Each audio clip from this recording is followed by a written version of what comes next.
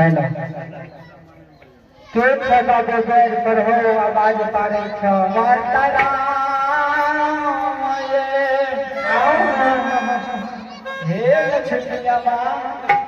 बाबू हमरा देव से सुनबे नहीं छ हम जोगी महात्मा छिए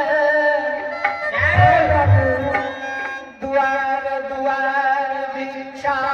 पुतरी मां काशी चले छे भिक्षा मांगे छे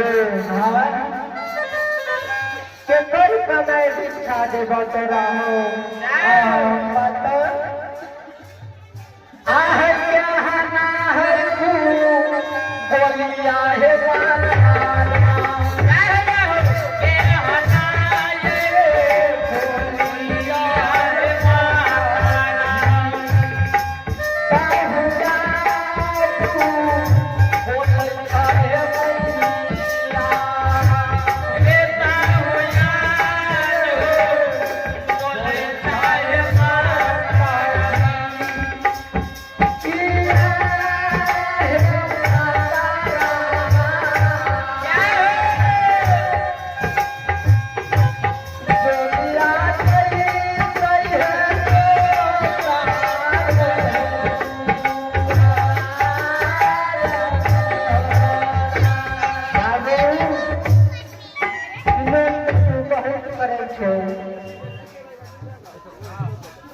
जगली से तुए रहेगा माता राम करे छे माता जोदार के याद है ठाकुर जी हम जो फकीर छी केवार कमानी फिर के रहे जोगी हाँ बेटा एक रहे बोल चली चले वाली के कौन सुने घर में सुते हुए आवाज लगवे थी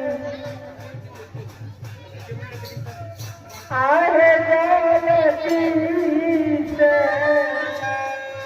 आगे सुते हुआ है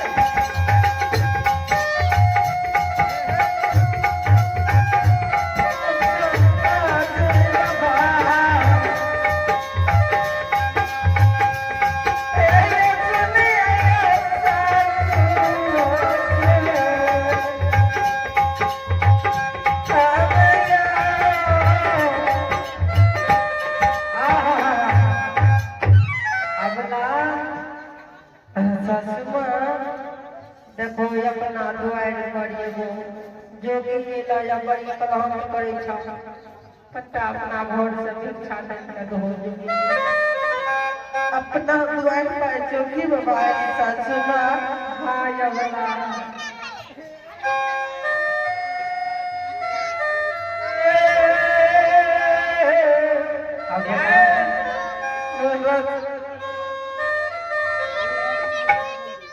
हां यवना अगला सासमा हाय अगला ए चलो चलो सासमा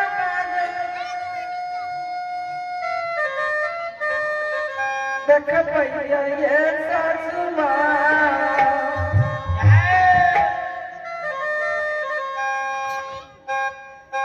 चला अगला तो पता भी तो हो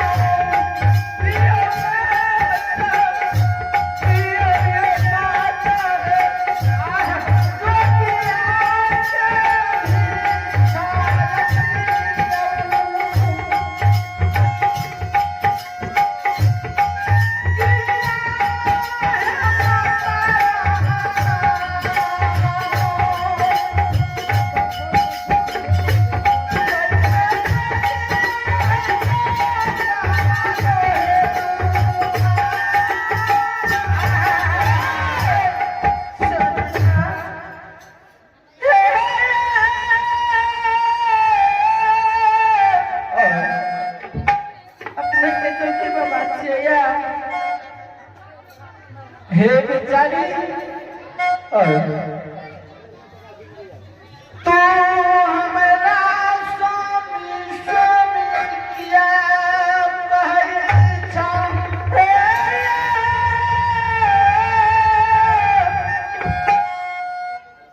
स्वामी ना तय बिया हुआ हम चिरंता जोगी बहता पानी जहाँ घर वहाँ घर मुझे भिखार के पुरानी भी दुखमय गुजर करे छी गुदरी देख गुरु गोरखनाथ के दान कर दै छी अहाँ जे कहै छियै ने ए जमीन अहाँ के बात पर यकीन नहीं है अहाँ जे हमरा गौमा करा के गोपीपुर में लाग लिए रहे एक दिन बेचारी राखिए जमीन अहाँ जे केतली चल गेलिए रहे सुनो बेचारी ककरे अपना मन से स्वामी नहीं बनाना चाहिए ओकर परिचय ओकर बुद्धि ज्ञान विवेक सब देखल जाय छै जे के कै धन और कै रंग के छै ओकरा साथ होय के व्यवहार करना और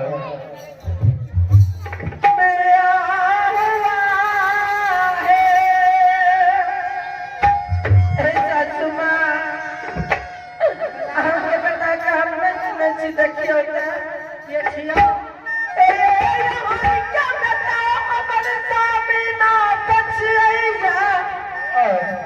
इग्नो जोगी फकीर नहीं सासुमा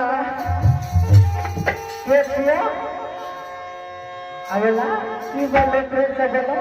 बेचारी है अगला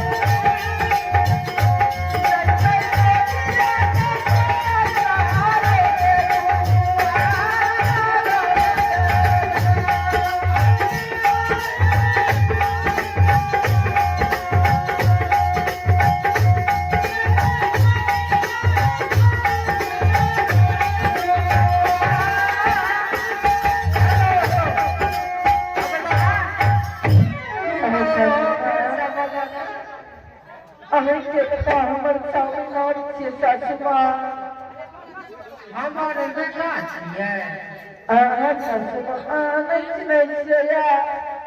जी कखनो अपने शादी बना लै छी मैंने शादी कनियो ता तोरा लाज लागल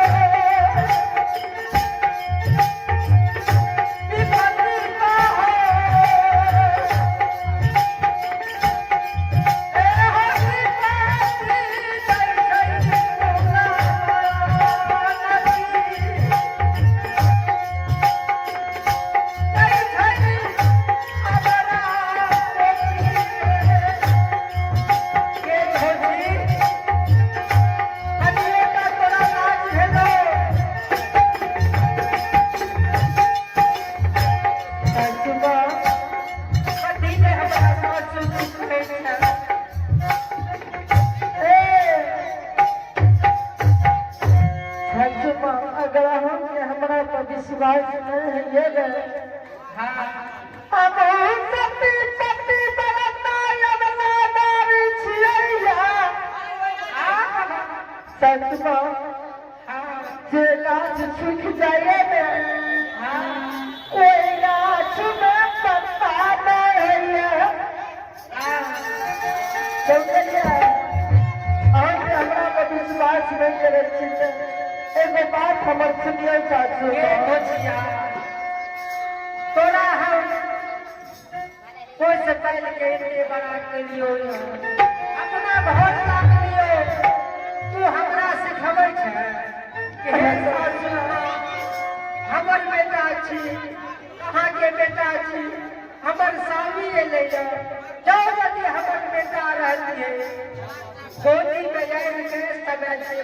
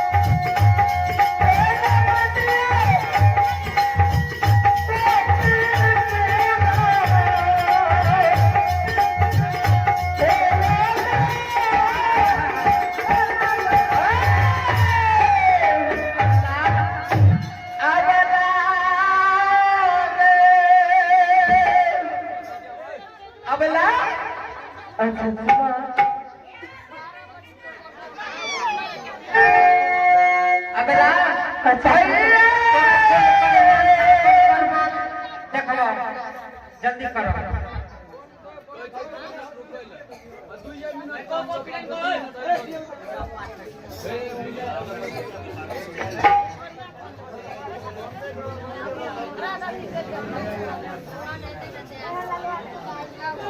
3,000